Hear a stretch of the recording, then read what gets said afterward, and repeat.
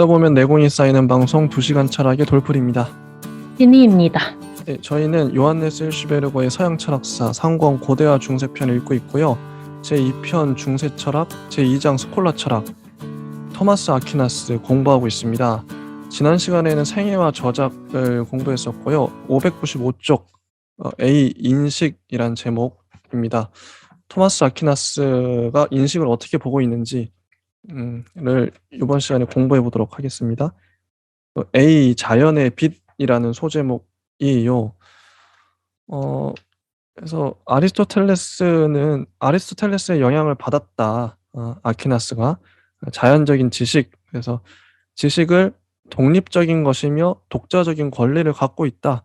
신학의 단순한 보조 수단이 아니다. 이런 식으로 아퀴나스는 봤던 거죠. 596쪽으로 가면 자연적인 빛 이외에 초자연적인 빛, 즉 계시가 있다는 것을 강조할 필요가 있다. 요런 얘기가 나오고요. 토마스 이전의 시대에 있어서는 이와 반대로 그 우선 이성의 권리가 증명되지 않으면 안 되었었다. 지식과 학문에 대한 토마스의 열광은 완전한 것이었다. 이 스승의 영향을 받았던 것 같아요. 그래서 알베르투스 마그누스는 자기의 마음을 사로잡고 있는 모든 것을 다 알려고 하는 욕망을 같은 시대 사람들에게 알려주었다고 합니다. 토마스도 이와 똑같은 정신으로 자연적인 학문의 과제는 인간의 영혼 속에서 우주와 우주의 모든 근거 및 원인들의 질서가 밝혀지는 것이라고 이 학문의 과제를 보고 있어요. 근데 호기심이 왕성하고 지적 욕구가 엄청난 거죠. 근데 이분의 한계는 뭐냐면 이분도 토마스 아퀴나스도 중세인이었다. 다른 여러 학문들에서 신학에 모순되는 것이라고 밝혀진 것은 거짓된 것으로 제거되지 않으면 안 된다. 이런 말씀하셨죠. 이분도 어쨌든 중세인이고 종교인이었다. 요런 한계가 있고요. 자, 요거 진희님은 요거 어떻게 보셨나요? 네, 저도 그대로 따라 읽었고요. 아리스토텔레스의 영향을 받은 부분이 어디인지, 그와 달라지는 부분이 어디인지를 주목하면서 읽었던 부분입니다. 좋습니다. 계속 가볼게요. 자, 두 번째 그 인식의 원천이라는 소제목이고요. 자, 인식의 원천도 당연히 토마스 아퀴나스는 아리스토텔레스 편을 들게 됩니다. 토마스는 여러 차례 아우구스티누스와 그의 학설, 즉 우리들은 영원한 근원 안에서 모든 것들을 인식한다는 학설과 대결한다. 이 영원한 근원은 신이겠죠.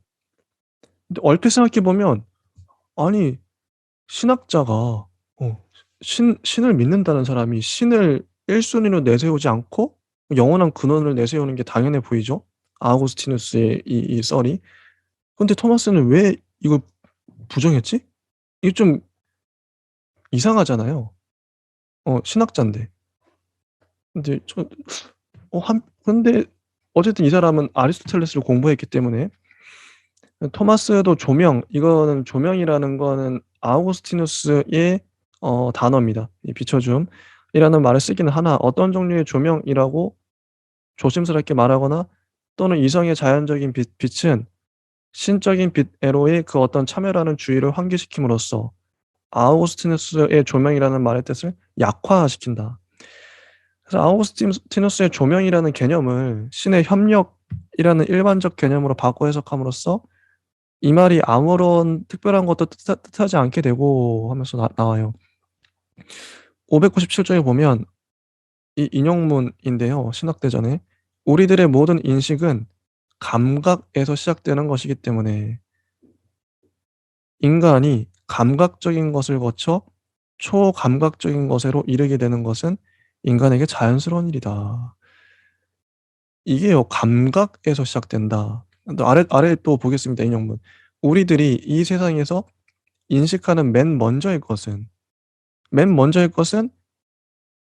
어 당연히 다른 신학자 뭐 아우구스티누스라고 그러면 신에 의해서 감각을 하겠죠.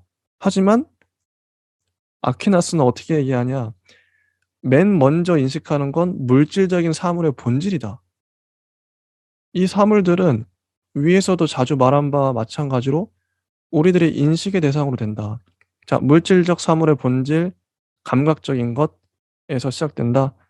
이런 말들이 나와요. 우리들이 영원한 이데아에만 관여한다고 한다면 지식에는 이룰 수가 없다. 플라톤을 거부하는 거죠. 따라서 참된 알미에 도달하려고 한다면 우리들에게는 감각적인 인식이 필요하다. 이런 얘기를 합니다. 지니님은 어떻게 보시나요? 네, 조금 더 읽어봐야 될 것 같아요. 좋아요, 좋아요, 좋아요. 계속 가겠습니다. 그 다음에 아래에 이제 추상의 3단계가 나와요. 요거 한번 읽어볼게요. 토마스는 우리들의 모든 지식이 생기는 데는 3가지 단계가 있다고 본다. 첫째로, 우리들은 감각적인 지각 속에서 이 살, 이 뼈와 같은 개별적으로 연장을 가진 구체적인 감각의 세계를 경험한다. 이런 것이 실제 철학의 세계이며 심리학도 여기에 속한다. 이 실제의 철학은 움직이는 존재자를 본래적인 대상으로 삼는다.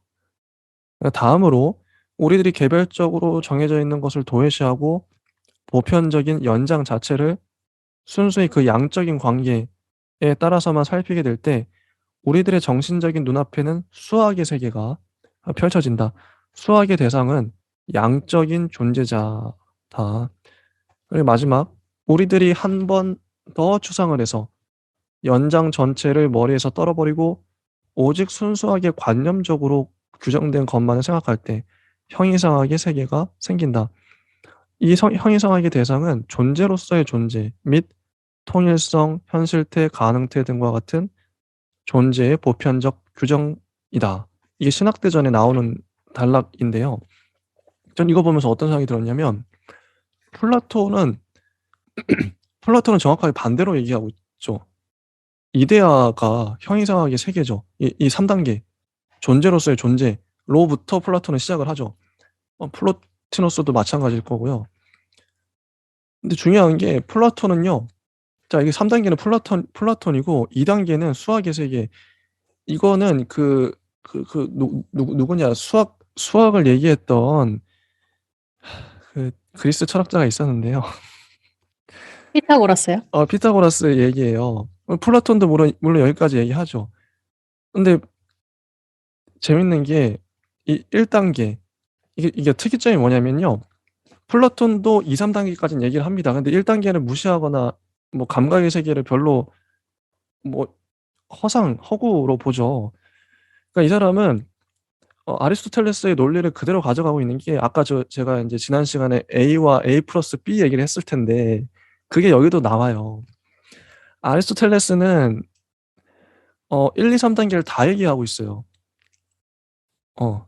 그러니까 플라톤을 거부하고 부정한다기보다 1, 2, 3단계를 다 얘기하고 있는데 플라톤이 2, 3단계만 얘기하고 있고 그런 와중에 토마스 아퀴나스는 그 모든 걸 알고 있는 상태에서 종합을 하려다 보니 당연히 1단계 그래서 토마스 아퀴나스의 방점이 어디에 찍히냐 1단계 감각의 세계 실제 철학 움직이는 존재자 그래서 위에서도 우리가 읽었던 감각에서 모든 인식이 시작된다. 이게 어떻게 보면 감각을 강조하는 걸로 보이는데요. 동시에 다 얘기하고 있는 겁니다. 이 감각을 강조하는 것처럼 보이죠. 하지만 이 사람도 어쨌든 플라톤적인 것들을 제가 봤을 때는 A 플러스 B의 관점에서 A만 알고 있는 사람이 A 플러스 B를 얘기하는 사람을 보면 B를 강조하는 것처럼 보여요. 이건 착시 현상인데 물질적인 사물의 본질이 맨 먼저 것이다. 이렇게 얘기할 수밖에 없죠. 왜냐하면 아리스토텔레스 주의자이기도 하고 종합을 하려다 보니 저의 생각은 이렇습니다. 자, 그래서 이제 지니님은 이거 어떻게 보시나요? 저는 여기 원리들이 좀 핵심인 것 같은데요. 네. 인식의 원천이라는 소제목처럼 우리 날개에 다음 문단에 원리들이라고 붙어 있죠. 예. 네네네. 그 부분과 더불어서 뒤에 후천적 원리들 이렇게 나와 있거든요. 요걸 그러면 한번 지니님께서 얘기를 해주시죠. 네. 읽어보고 얘기를 해보도록 하겠습니다. 598페이지 두 번째 문단입니다. 이렇게 해서 지식의 전체의 최고의 원리들, 논리적인 법칙과 개별 과학의 보편적인 존재 기초가 생기게 된다. 여기서 이제 존재 이야기를 합니다. 그래서 우리가 생각할 수 있는 질문은 좀 쉬운 질문으로 바꿔서 얘기를 해보자면 토마스 아퀴나스에게 존재란 이렇게 물어볼 수 있겠죠. 모든 지식의 전체의 보편적인 원리들은 존재 개념을 인식하는 데서 직접적, 직관적으로 밝혀지게 된다. 그래서 존재 개념을 인식하는 것이라는 맥락이 등장하고요. 지식의 이런 보편적 원리들은 자명한 판단이다. 존재 개념은 가장 보편적인 개념이며 제일 먼저 인식되는 것이다. 라고 되어 있고요. 존재 개념이 중요한 건 토마스 아퀴나스에게도 그랬고 다른 학자들에게도 뭐 그런 유사한 맥락의 연결이 있을 수 있겠지만 존재 개념은 인식과 연결이 돼요. 여기서도. 그래서 인간이 맨 먼저 파악하는 것은 존재다. 우리들이 인식하는 모든 것들 안에서 항상 존재를 생각해야만 한다. 따라서 맨 처음에 증명할 수 없는 원리는 우리들이 이제 궁정하면서 동시에 부정할 수 없는 그런 것이며 이제 긍정도 부정도 할 수 없다는 뜻은 이제 현대적인 의미를 더해자 보면 우리 의미로서 포섭되지 않는 어떤 지점에 대해서 얘기를 할 때 우리가 의미론, 존재론을 그렇게 한 동일 선상에서 놓고 이야기를 하는 맥락으로서 확장해서 한번 이해를 해볼 수 있겠는데요. 그런 완벽한 체계에 잡힌 이야기가 아니더라도 그런 아이디어조차 약간의 아이디어성은 좀 읽어볼 수 있겠죠. 이런 명제는 존재자와 비존재자라는 개념에서 생긴다. 여기서 존재자와 비존재자 얘기가 나오고요. 그 두 가지가 뭐가 다른지도 명확하게 한번 생각해 볼 필요가 있습니다. 그리고 아리스토텔레스가 말하고 있는 바와 마찬가지로 모든 다른 원리들은 바로 이 원리에 뿌리박고 있다. 그리고 존재가 인식을 하는 이성에게 맞바로 주어져 있는 제일 첫 번째인 것처럼 선은 실천하는 이성에게 마주치는 제일 첫 번째의 것이다 라고 하면서 신학대전에 인용이 나오고 있습니다. 그래서 원리들, 즉 최고의 원리들을 설명하면서 등장하는 키워드가 보편적인 존재 기초, 뭐 존재 개념, 그리고 그리고 인식과 더불어서 선까지 이야기를 하고 있는 지점이 되게 중요해 보이는데요. 이제 마지막 단락이고요. 그러나 부분적인 여러 학문들의 원리들은 알맞은 유개념이나 종개념, 연장 물체, 생물, 식물, 동물, 영혼 등등이 기초가 됨으로써 생긴다. 그리고 이 유개념과 종개념들은 추상이 행해지는 동안의 경험에서 생긴다. 라고 하면서 아리스토텔레스에서 가져온 지점들에 대해서 명확하게 밝히고 있는 부분이라고도 볼 수 있겠습니다. 여기 재밌는 게 저는 이 네. 부분 그 존재가 인식을 하는 이성에게 맞바로 주어져 있는 제일 첫 번째 것인 것처럼 선은 실천을 하는 이성에게 마주치는 제일 첫 번째의 것이다. 여기 좀 얘기할 거리들이 좀 있는데 이 재밌는 게요. 이게 서양 철학자들의 습관, 인식 패턴이기도 한데 우리가 인식을 한다, 뭘 파악한다 그럴 때 존재한다는 건 이게 있냐 없냐, 이게 있는 것이 보장돼야 되니까 있다는 건 영원하냐 혹은 변화하고 있냐. 영원한 걸 당연히 이 사람들은 좋아하죠. 방점을 찍고 있죠. 영원해야 그게 존재이고 가치 있는 것이니까. 그리스부터 이어온 그 사람들의 관념, 변화하는 건 나쁜 거야. 없어지고 자꾸 바뀌니까. 그러니까 존재하냐, 이게 있어야 돼. 이 자리에 고정돼 있어야 되고, 그러니까 움직이면 안 돼. 존재. 이게 근데 이게 재밌는 게요. 뭐 이런 논리들이 우리가 이제 이미 익숙해져 버렸는데 다시 또 질문을 해보면, 근데 인식을 한다는 게, 우리가 뭔가 파악한다는 게 그게 꼭 존재여야만 하나? 뭐 이건 뭐 근본적인 질문이기도 하고, 또 아래쪽에도 우리가 어떤 실천은 뭔가 활동하는 거잖아. 움직이는 거. 뭔가 살아내는 건데, 살아내는 게 꼭 악은 종교 때문에 나올 수밖에 없었던 명제라고 보는데, 당연히 기독교, 그리스도교니까 이 행동이 선하냐, 악하냐, 이게 중요한 기준이었겠죠, 당시에는. 근데 굳이 그게 꼭 선이어야 하나? 뭐 이런 좀 근본적인 질문이. 인식을 하는데 꼭 존재를 인식해야 되나? 뭐 이런 좀 그런 생각이 들었습니다, 저는. 물론 예. 맥락은 다 알 것 같은데. 네. 제니 님은 어떠신가요? 저는 이제 그 부분에 대해서는 또 여러 가지 이야기를 할 수 있으면 좋겠다라고 나름대로 개인적인 의견을 더할 수는 있는데 철학자니까, 네, 철학자라면 피해갈 수 없는 주제죠. 존재에 대해서 얘기하는 거. 네.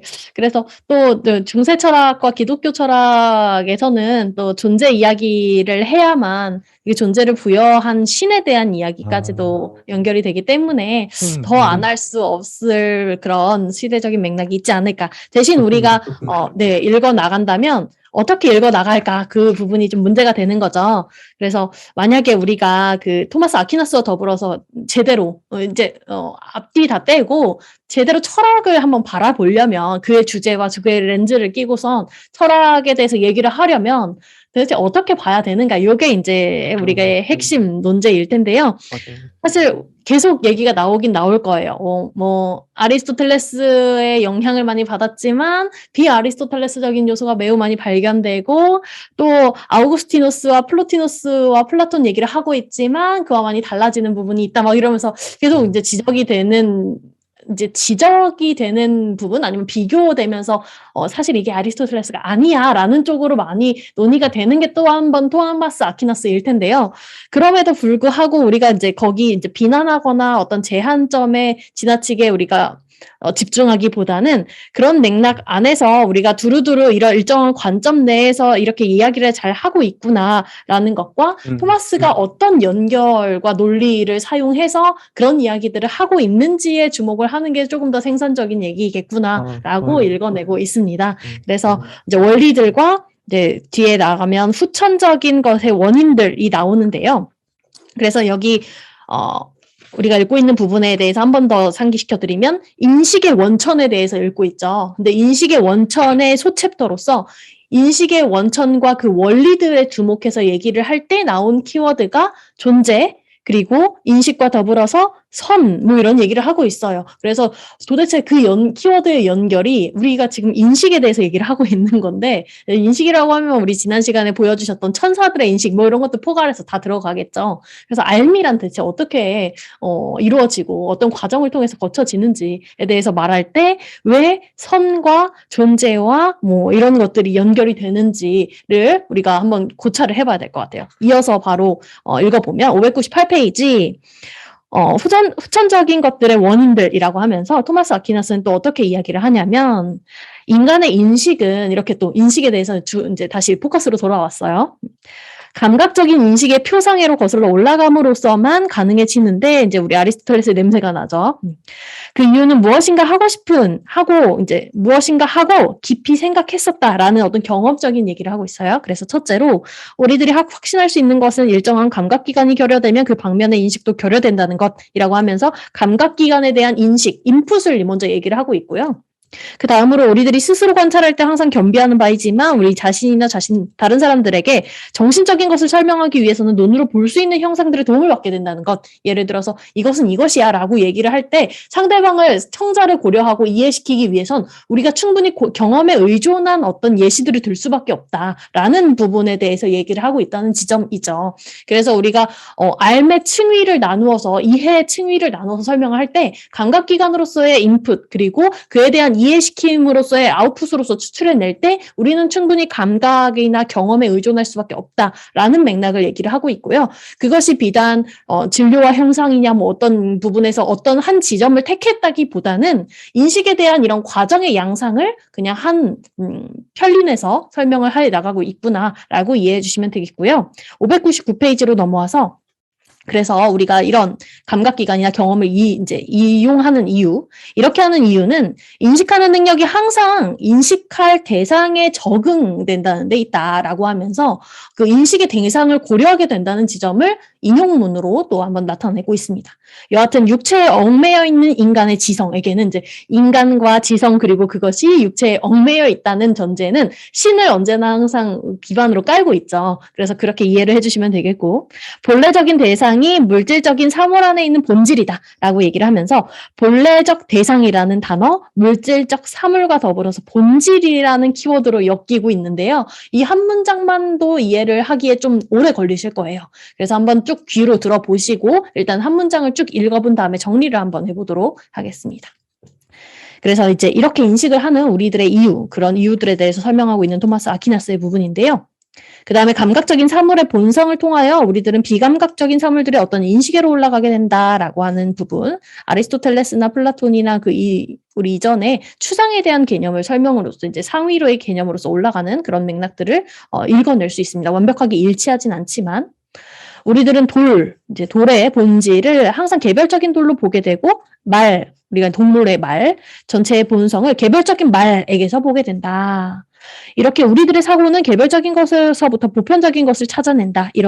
그런데 이 개별적인 것은 감각의 인식을 통해서만 파악이 되고 우리는 항상 감각적인 경험을 필요로 한다. 그래서 토마스는 모든 것을 정신 자체로서 인식하려고 하는 관념론자들에게 이렇게 되묻는 거죠. 왜 너희들은 이데아를 바라봄으로써 생물 존재가 얼마나 되고 그 근원이 뭔지 선천적으로 말하지 못하니?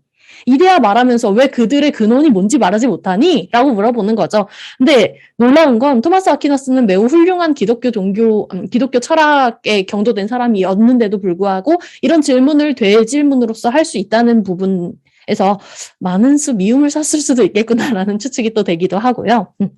그럼에도 불구하고 아리스토텔레스의 영향을 많은 수 받아서 이런 질문들을 체계적으로 쌓아나갔고요. 토마스에 의하면 이 모든 것들은 공간과 시간 속에서 연구될 수 있을 뿐이다라고 하면서 우리 아우구스티누스 잠깐이나마 떠올려 보시면 신에 관련된 어떤 것이 무시간성의 초월적인 어떤 것으로서 계속 얘기하고 있는 지점과는 되게 달라지는 부분을 알 수 있어요. 그래서 우리 지난 시간에 우리 얘기를 앞서서 하면서 토마스 아퀴나스가 아우구스티누스의 어떤 반대되는 지점으로 향하는 그런 방향성에 대해서 잠깐 언급을 했었는데 아마 이 지점이지 않을까 싶기도 하고요. 이제 공간과 시간 두 가지가 나왔는데 시간성을 이제 얘기를 해야 된다는 부분에서 우리가 진료 형상 부분에서는 특히 이제 진료에 대해서 얘기를 하고 있는 지점 그리고 우리가 많은 수 물체나 감각이나 경험에 조금 더 방점을 찍어서 얘기를 할 수밖에 없다는 부분을 강조하고 있고요. 그것을 택했다는 것은 아닙니다. 지금.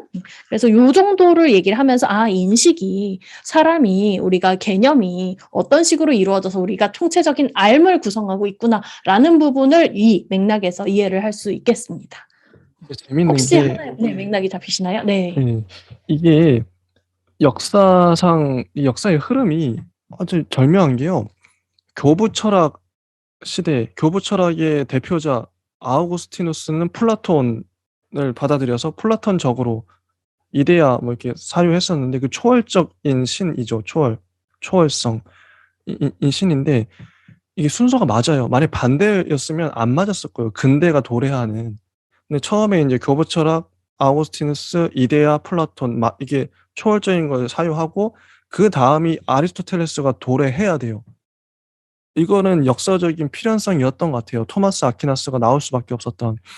이 아리스토텔레스는 진료를 강조하고 그러니까 붕 떴던 그 초월적인 그 사유들을 현실로 이 땅바닥으로 끄집어 내린 거죠. 진료, 감각, 물질로 끌어내린 거예요.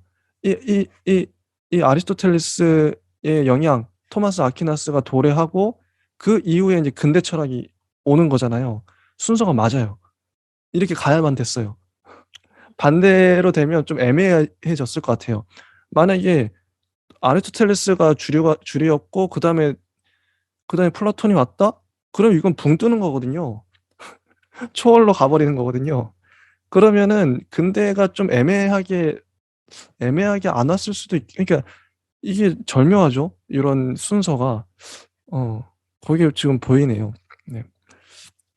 맞습니다. 그래서 우리가 토마스 아퀴나스를 그냥 단순한 기독교 철학자로만 볼 수 없는 것이 그냥 아우구스티누스는 얘기를 해요. 인간적으로 산다는 것은 무엇이냐라고 하면 선하게 사는 것. 그러면 선하게 되려면 인간은 자유의지가 없는 것이냐. 원래부터 그렇게 운명적으로 지어진 것이냐라고 말했을 때 아니다. 인간은 자유의지가 부분 있는데 그 인간의 자유의지가 신을 입었을 때 비로소 진정한 자유와 선으로 나아갈 수 있다. 이런 식으로 얘기를 해서 인간의 운명이 무엇이 되는 것 그리고 이제 영성적인 어떤 삶의 그 상승의 추구 이런 것을 끊임없이 얘기한다면 토마스 아퀴나스는 그 둘 다를 얘기하는 것 같아요. 그래서 영성적인 삶을 동시에 얘기를 하면서도 인간에 대해서 인간이 어떻게 되기에 대해서 너다운 너가 되라 이런 식의 유명한 이야기를 계속 이야기를 하는 것도 사실은 인간의 입장에서의 어떤 논리를 택한 것도 아니고 신의 논리를 택한 것도 아니라서 그 두 가지를 모두 이야기할 수 있는 토마스 아퀴나스. 여기서 이제 말하는 우리가 앞서서 계속 얘기했던 종합의 의미를 조금 더 알 수 있지 않을까 싶습니다. 제가 이어서 한번 다음 문단을 보면 네. 이게 경험주의적인 것으로 보인다. 해시베이러건 이렇게 얘기하죠. 그러나 이것은 경험주의가 아니다. 이게 단호하게 경험주의가 아니래요. 정신적인 인식이 감각적인 사물들을 통해서만 얻어지는가 하는 물음에 대해 토마스는 다음과 같이 대답하고 있다. 감각적인 인식이 정신적인 인식의 유일하고 완전한 원인이라고 말할 수 없다. 감각적인 인식은 오히려 정신적인 인식의 원인을 위한 자료에 지나지 않는 것이라고 보아야 한다. 그래서 정신적인 인식이 감각적인 경험을 넘어서는 것을 보고 놀랄 필요는 조금도 없다. 우리들은 감각적인 경험을 넘어선다. 이렇게 선언함으로써 경험론이 배제되나 소위 비판적인 실제론마저도 동시에 배제되고 만다. 이렇게 나오고 아래쪽에 보면 어떤 뜻으로 경험은 초월되고 또 무슨 권리로 경험이 초월되는가. 이 초월에 대해서 나오네요. 경험을 넘어서는 걸음은 능동이성, 이 능동이성이 지난 시간에도 우리가 좀 궁금해했던 부분들 갑자기 튀어나와서 능동이성에 의해 옮겨진다. 이 능동이성이야말로 우리들의 정신적인 인식의 본래적인 작용 원인이다. 능동이성이 감각적인 경험에서 이끌어내는 것이 참된 보편자이며 보편자를 얘기하죠. 자, 초월은 당연히 보편자로 갈 수밖에 없죠. 플라톤적으로 가죠. 보편타당하고 필연적인 인식이다. 아래 보면 그래서 사람들이 그의 능동이성을 그의 인식론에 있어서의 선천적인 계기라고 말한 것은 옳은 일이다. 선천성. 그의 아프리오리는 거꾸로 대상들은 미리 붙어 있으며 대상들은 그것들의 내적인 진리, 형상과 이념, 영원한 근거들을 갖고 있으며 또 이 대상들이 우리들의 영혼에 반영된다는 형이상학적인 신념에 뿌리박고 있다. 자, 아까 지금까지는 계속 물질 이런 식으로 아리스토텔레스적으로 갔는데 이 문단만 보면 플라톤적이에요. 초월, 보편자, 선천성, 이데아잖아요. 영원한 근거들, 플라톤적이죠. 능동이성 그 자체가 이미 정신 안에 내재하고 있는 한 가지 원리이고 그리고 이 원리는 모든 진리들과 본질들을 자체 안에 간직하고 있는 영원한 진리, 즉 신의 빛에 관여하고 있는 것이기 때문에 이 능동이성이 사물들 안에 영원한 형상으로서 잠재적으로 내포되어 있는 것을 다시 현실화시킬 수 있다. 이런 식으로. 플라톤적이에요. 그래서 제가 이분은 토마스 아퀴나스가 종합을 정말 하고 계시는구나. 그렇게 느껴졌죠. 근데 심어진 씨앗이라는 개념이 나옵니다. 진리론에서 심어진 씨앗에 관해서 말하고 있다. 이 심어진 씨앗들은 전적으로 수동적이지만은 않은 능력으로서 아니 오히려 가치와 지식들이 그 어떤 싹으로서 우리들 안에 미리 존재하고 있다. 미리 존재한다. 선언적이다. 그리고 여기서는 영원한 근거의 어떤 새김, 자, 심어진 씨앗, 영원한 근거의 어떤 새김, 이게 다 전 플라톤적이라고 보여요. 예. 그것이 우리들의 정신 안에 있다. 예컨대 그것을 통해 우리들이 모든 것들에 관해 판단을 내리는 그런 여러 원리들은 본성적으로 알려진다. 선언적, 본성적 이런 나오죠. 토마스에 있어서의 추상은 현대적인 뜻의 추상이 아니라 본질 직관이며 이 본질 직관이 플라톤적인 언어거든요. 이데아를 직관하는 거. 이데아를 우리는 태어나기 전부터 이미 봤어. 그러니까 본질을 직관하는 거지. 추상적인 통찰이라고 하는 것이다. 이렇게 해서 토마스가 다시 아우구스티누스에게로 되돌아온다는 사실이 밝혀진다. 플라톤에게로 되돌아왔죠. 토마스는 아벨라르두스가 형이상학적인 인식에 대해 일찍부터 품고 있던 회의로서 시작했던 그런 계통을 계속해서 추적하지 않고 이런 발전을 다시 원상복구시킨다. 아래 보면 보나벤투라에 의하면 인식 과정의 맨 처음에 영원한 근거들이 있으나 토마스에 의하면 이 영원한 근거들은 인식 과정의 맨 끝에 있다. 그러나 논리적으로 보자면 아무런 차이도 없다. 왜냐하면 우리들이 파악하는 진리는 이 두 사상가들에 의하자면 그 근거가 경험 자체 속에 있지 않고 영원한 형상들에 의해 만들어지고 우리들이 밝혀지는 본질 연관들 안에 있기 때문이다. 야, 지금까지는 이게 600조가 601조는 플라톤적인 얘기를 하고 있어요. 그 이전에는 아리스토텔레스적인 얘기를 했죠. 자, 진희님은 어떻게 보시나요? 여기서 또 발견한 게, 그 토마스 아퀴나스가 여러모로 종합을 하고 있다라는 증거가 될런지는 모르겠지만, 힌트로 신이라는 이름을 여러 가지로 부르고 있다는 걸 좀 깨달았어요. 그래서 뭐 플라톤의 입장에서든 아리스토텔레스의 입장에서든 각각의 단어들을 사용해서 철학적 개념으로서의 신의 문제를 계속 등장시키고 있는데, 그것이 이제 뭐 존재의 개념과도 동일시 되겠죠. 이 맥락에서는. 뭐 예를 들어서 신을 지칭하는 용어로서의 뭐 창조주, 존재 자체, 뭐 보편원, 그리고 뭐 절대자, 무한자 등등 여러 가지로 계속 나오고 있는데, 그런 맥락들에서 그 개념들을 가지고 온 것을 이제 거꾸로 되짚어 보면, 이제 토마스 아퀴나스가 어떤 개념을 차용하고 있구나, 어디서 영향을 받았구나를 거꾸로 우리가 유추해 볼 수 있겠고, 그런 것에 대한 종합으로서 한 기승전 신으로 귀결시키고 있긴 해요. 그래 어쩔 수 없는 부분이긴 하지만, 그래서 그런 맥락에서 여러 철학자들에 대한 종합을 읽어낼 수 있지 않을까 싶습니다. 602쪽을 보면, 그러나 여기에서도 아리스토텔레스를 추종하고 있는 토마스에게 있어서는 인식이 본질 파악으로 완성되는 것이 아니라 판단으로서 완성된다. 본질 파악으로 완성됐으면 플라톤 적이었겠지만 판단으로 완성됐어요. 판단이란 여러 개념들을 결합시키는 것이거나 분리시키는 것이다. 그래서 토마스는 아리스토텔레스와 더불어 진리란 있는 것은 있다고 말하고 없는 것은 없다고 말하는 것이라고 규정하기 때문이다. 혹은 보다 더 간단하게 말해 진리란 사고와 존재의 일치다 라고 정의한다. 토마스에 의하면 이 정의는 존재론적인 진리에도 들어맞는다. 자, 존재론적인 진리, 그 사고와 존재의 일치. 자, 그럼에도 불구하고 토마스만은 감각적인 지각과 명확한 실체 및 본질 개념 등의 진리도 인정하고 있다. 아니, 오히려 그는 감각의 내용과 실체는 항상 참이라고 하는 견해를 가지고 있었다. 이게 우리가 느끼는 대로, 보는 대로, 이거 오감으로 인식하는 대로 그게 참이다라는 거죠. 고대인들은 그랬으니까요. 감각을 의심하지 않았죠. 그 내용이 계속 나옵니다. 감각과 정신은 대상들 자체로부터 직접적으로 정보를 받아들이기 때문이다. 하지만 근대에 와서는 감각을 의심하죠. 이때까지만 해도 감각을 의심하진 않았던 것 같아요. 보는 대로 믿는 거지, 이런 거. 이렇게 해서 실제하고 있는 것들이 판단의 결합이 가능한가 가능하지 않은가 하는 것을 결정짓는다. 그죠? 603쪽을 넘어가면 중간에 이런 감각적인 지각과 실체에 관한 이론의 배후에는 이 고대의 관념 실제론, 관념 실제론, 요것도 고대로부터 끈질기게 이어온, 아까 본질 직관 얘기 나왔었는데요. 당시에는 본질 직관, 뭐 관념 실제론 이런 것들이 주류, 그때 당시에 상식이었으니까. 우리가 관념적으로 이게 생각하고 있으면 그게 이제 실제로 있다, 이런 관념 실제론이 숨겨져 있다.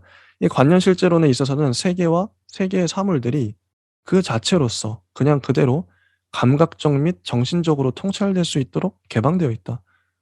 이때 정신적인 통찰이 이데아를 직관함으로써 완성되느냐, 누우스나 영원한 여러 근거들이나 또는 능동이성에 의해 완성되느냐 하는 것은 중요하지가 않다. 요컨대 여기서는 모든 인식이 이렇게 딱 관조하는 거죠. 지식에 이르는 왕도는 변증법이다. 요런 식으로 얘기를 하고요. 여기 이제 끝이에요. 제가 봤을 땐 604, 605 쪽은 좀 장황하게 써 놨는데, 혹시 더 진희님은 나머지 부분 관련해서 좀 하실 말씀이 있으실까요? 이거 우리 다음 시간에 존재에 대해서 얘기를 하죠. 예. 네, 존재하고 당연히 연결될 수밖에 없는 지점입니다. 그래서 간단히 정리하고 다음 시간에 같이 정리를 뭐 복습을 한다든지 하면서 넘어가면 될 것 같은데요. 중요한 건 아마 그거 같아요. 이제 인식의 차원에서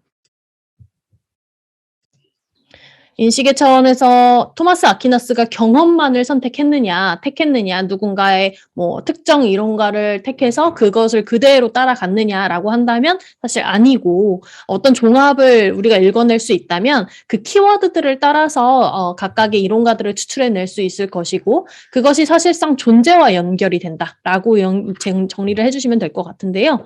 우리 토마스 아퀴나스 하면은 떠오르는 가장 유명한 문구가 있죠. 혹시 아시나요? 선과 관련돼서? 몰라요. 저도 여기 적혀 있는 대로 다른 책에 있는데요. 모든 존재는 존재하는 만큼 선하다라고 하거든요. 네, 들으면 아시겠죠. 네, 다른 분들도 그 이야기가 아퀴나스 말이었어라고 하실 텐데요. 아마 그 존재에 대해서 규명을 하는 챕터 따로, 인식에 대해서 얘기하는 챕터 따로, 궁극적으로 마지막에 선에 대해서 얘기를 하면서 그것이 이제 우리 아까 신의 다른 단어들로 불린다는 그런 키워드들의 합이 될 것 같은데요. 그 부분에 대해서 한번 생각해와 주셔서 책을 읽고 이야기를 듣고 나눈다면 훨씬 더 정리되지 않을까 싶습니다.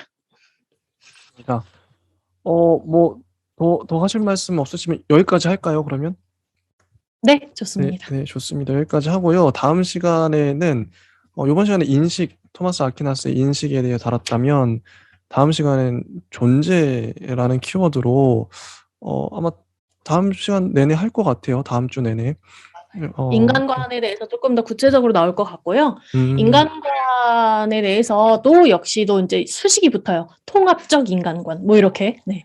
그리고 내세나 뭐 이런 것에 대해서 얘기하지 않고 존재는 언제나 항상 유한한데 무한한 것에 비견해서 얘기를 하거든요. 또 토마스 아퀴나스의 유명한 말이 욕망은 무한한데 존재는 유한하다. 뭐 이런 얘기가 있는데 그 맥락을 한번 생각해봐 주시면서 존재에 대해서 한번 정리하면 어떨까 싶습니다. 좋습니다. 여기까지 하겠습니다. 감사합니다. 감사합니다.